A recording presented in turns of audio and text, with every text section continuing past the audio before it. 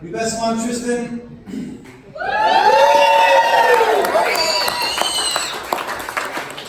Top lad, performed your duty perfectly. Unfortunately, over the years of alcohol abuse, it's taken its toll on Tristan. It's had a big impact on his memory.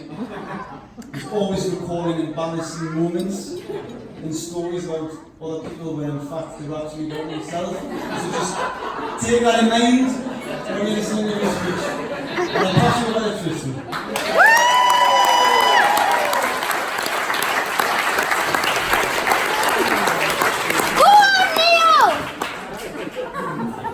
Good evening, everyone! Well, they sometimes say they save the best to last, but they haven't, so let's get out of the way. So for those of you who don't know me, I'm Tristan, long-time mentor and wingman to Neil. So I've known Neil for the past 19 years, and I was honoured when he asked me to be the best man. Mainly because I was looking forward to the side do. Writing a speech, on the other hand, well, that required a little more thought and a lot less beer. So, the plan for my speech was to do the thank yous first, and then to embarrass Neil. But you don't know how hard that was for me, because every time we were together, it was always me who would end up embarrassed. First, I'd like to thank the parents, Mary and Keith, Ian and Kathy. I know that for a fact Neil and Laura would have had a complete meltdown if it wasn't for your support that you've given in the background. Secondly, to the bridesmaids, as many others have said, you all look amazing, and you've done Lauren proud today. Hi guys. And thank you to the groomsmen, Sean. Hi guys. I know you've had my back today, and you've got Neil's back as well. And a big thank you to the flower girl Heidi and the page boy Daniel. You've both been amazing today.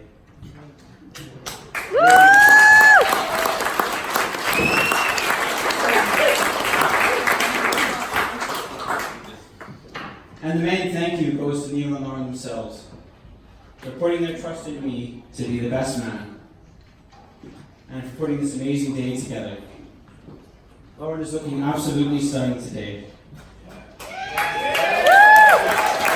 And Neil, you scrub up all right too.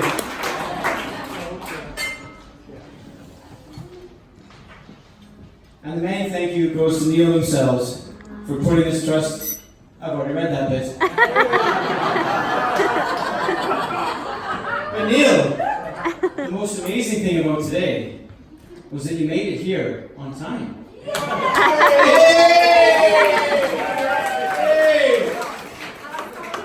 So I met Neil when he joined my high school in Canada in grade 11. And for as long as I've known him, his timekeeping has been a bit of an issue. So that's a swan trade. So I used to pick Neil up before school every day in my truck, which has seen better days, by the way. I'd pull up outside, I'd honk the horn, and he'd lean out the window and he'd signal, 2 minutes. You can tell that he just woke up. His hair was all over the place, he looked the right state, and it was never 2 minutes really. So every day, day in and day out, I would be in my truck waiting for him, in a truck that slowly leaks oil. So much so that day in and day out, it left an oil patch at the end of his driveway that slowly eroded away part of the road, which is still there. I don't think Ian and Kathy were too happy about that, actually.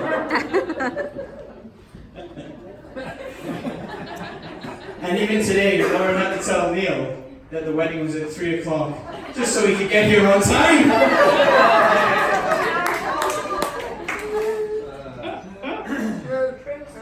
True.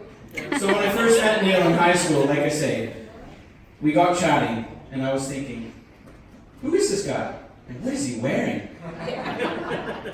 Skinny jeans and Donny polo tops never made it to Canada. So when I got to know Neil, he told me about the first people that he made friends with. So these people all live pretty local to him, and I think Neil just wanted to fit in. So Neil would go to them on Friday afternoon, and he'd say, "So, where are we drinking tonight? Where's the party at? Where are we going?" And they'd say, "No, Neil, we don't do that kind of thing. We don't do that. I think you need to find another group of friends."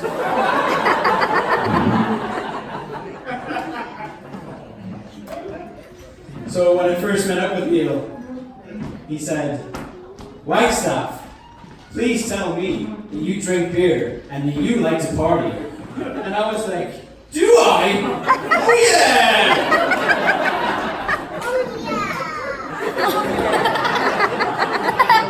Even Daniel's got it.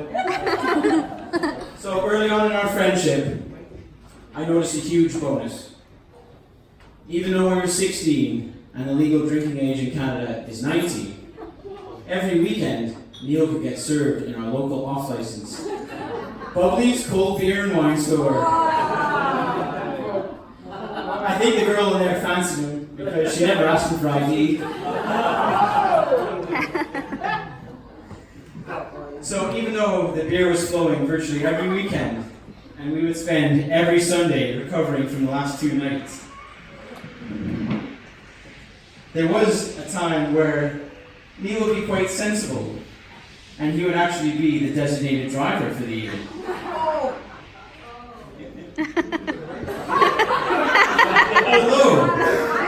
Although there was a small problem, and that small problem was Neil didn't have a driver's license or insurance.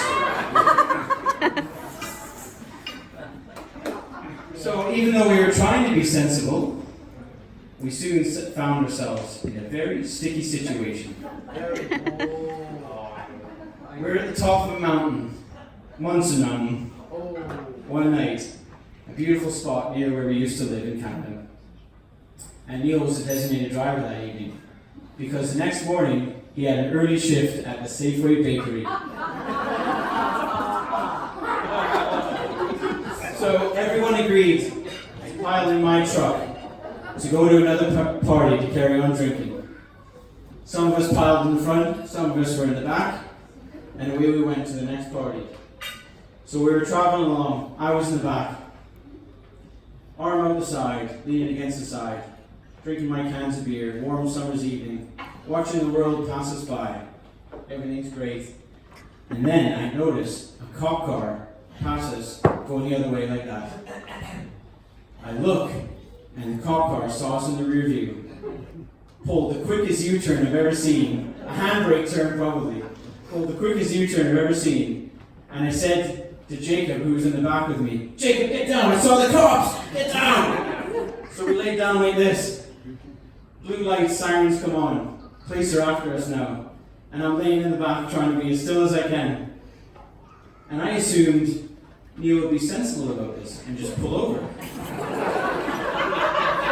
Oh no! This guy put the pedal to the metal. He gunned it. And Neil, thinking it was some sort of Michael Schumacher or Lewis Hamilton, gunned it, went around every corner at top speed, me and Jacob being in the back. Every corner he took, poof off to this side, poof off to this side, poof off to that side. Cans of beer rolling around in the back everywhere. And I was yelling at Neil, "Neil, pull over, pull over, pull over." And he kept gunning the engine. And away he went around these corners. And then finally, after about 5 minutes, he realized that my old truck didn't make a very good getaway vehicle. So he pulled over. The officer got out of the car, slammed the door. First thing he said was, "What the hell were you running for?" And Neil said, very sheepishly, "Because I haven't got a license."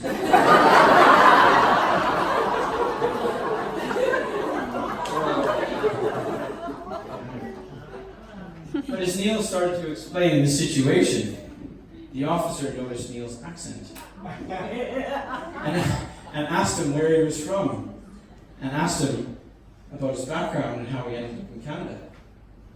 So I basically watched as they chatted for ages and ages. I stood there and watched as Neil basically distracted him from enforcing the law and doing his job. And before I knew it, we were free to go with a simple warning of, don't ever do that again. So Lauren, rest assured that you have a loving husband that can talk his way out of trouble. Although, he might never learn from it though. Because the following week,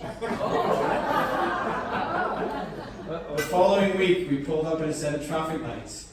And there was the same officer. And once again, Swanee was at the wheel. So we escaped unscathed from a brush from the law. And about a year later, Neil decided to move back to England to join the army. And to be honest, I was gutted. I lost my partner in crime, and I missed him. So much so that I decided to follow him to England and come over for a visit.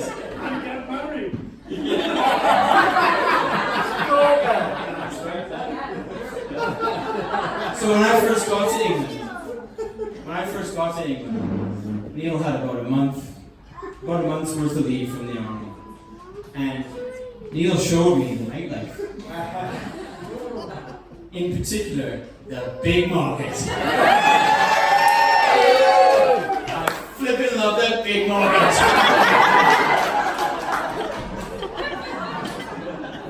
And one particular night out in the big market,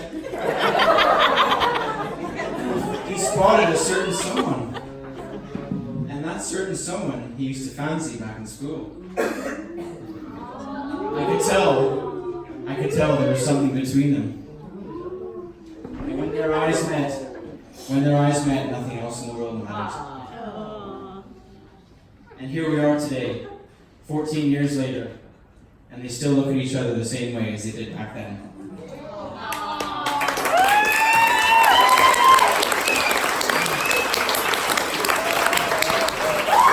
Go on, Tristan! I'm sure everyone here will agree that they make the perfect couple.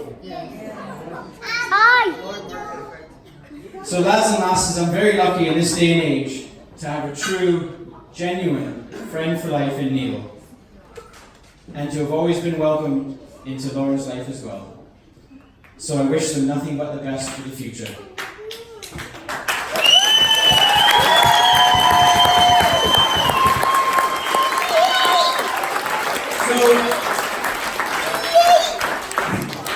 So ladies and gentlemen, it gives me great pleasure to introduce, and please be upstanding to raise a toast.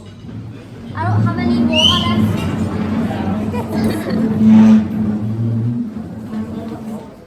To Neil and Lauren, the new Mr. and Mrs. Swan!